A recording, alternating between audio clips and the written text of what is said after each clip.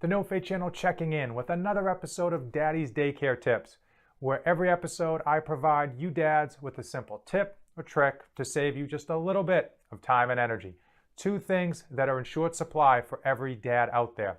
With winter here, I thought it would be very fitting to provide you dads with 3 simple tips to help you with your snow removal.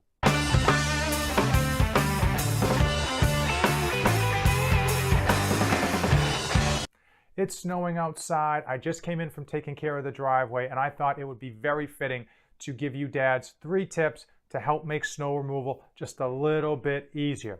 So if it's your first time to the No Fate 24/7 channel, go ahead, hit that subscribe button. I am dedicated to helping dads be great parents to their children and still accomplish their own personal goals. So in this series, I work towards helping dads save time and energy. Okay, the more time and energy you save, the more you can have for your goals and for your family.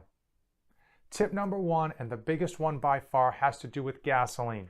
Oftentimes with snowblowers, you've got gasoline that's been stored over there for the entire summer, or you're putting gasoline in from a red gasoline can, and that gas in the gasoline can is 3 to 6 months old. So the gasoline nowadays is not nearly as good as it used to be. It has ethanol in it, which is fine for your cars, and it works okay in your snow blowers and lawnmowers, but it can go bad a lot quicker. And if it does go bad in your snow blower, it can actually gum up your carburetor. So how can you avoid this problem of stale gas? You can leave your snow blower empty of all gasoline over the summer months. And if you have a gas container that has old gas in it, right, before you put it into your snow blower, and then you'll be stuck with that gasoline in the snow blower, go ahead, put that stale old gasoline in your vehicle. Your vehicle is going to be much better able to handle potentially stale gas than your snowblower engine. Next, get that empty can of gasoline, go to the gas station and fill it up. So now you know that that gas is probably only a week old in terms of how long it has been sitting in the gas station.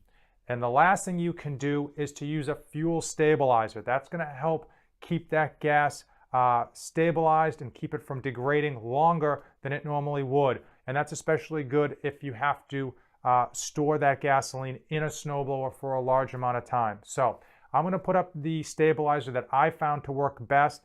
Tip number 2 is to lubricate your snowblower, the impeller and the chute.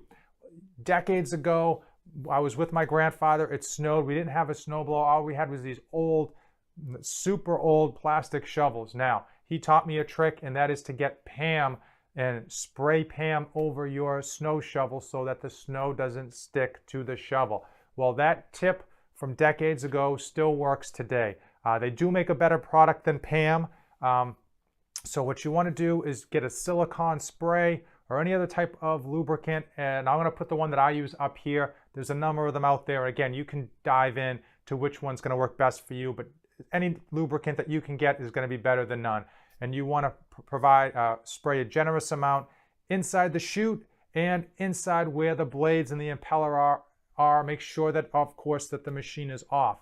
Now, as a side note, you can also spray that lubricant over your shovels, so when you go back over your driveway or your steps, the snow isn't going to stick to them as well. Again, every little bit helps, and if you can keep the snow from sticking to your impeller and your chute, it's going to go further, it's going to clear faster and clear easier.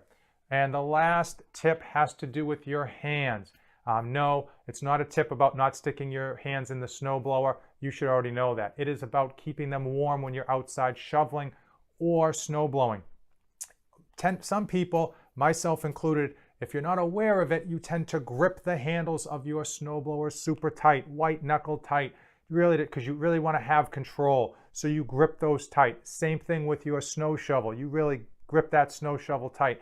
You need to be careful. When you grip those super, super tight, you're cutting off the circulation to your hands, and they're going to get cold that much faster. I would suggest having a slightly looser grip. Try to have a relaxed grip on the handles. Same thing with the shovel. It is going to keep the blood flowing to your fingertips, keeping your hands warmer.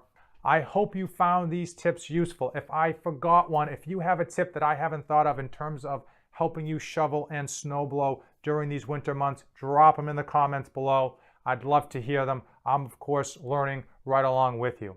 Now, if you've come this far in the video, then you definitely know what to do. Give it a like, hit that subscribe button. It helps out me and it helps out this channel. As usual, thanks for watching, and don't save anything for the trip back. I am dedicated to helping you dads be great parents to your children and still accomplish your own personal goals.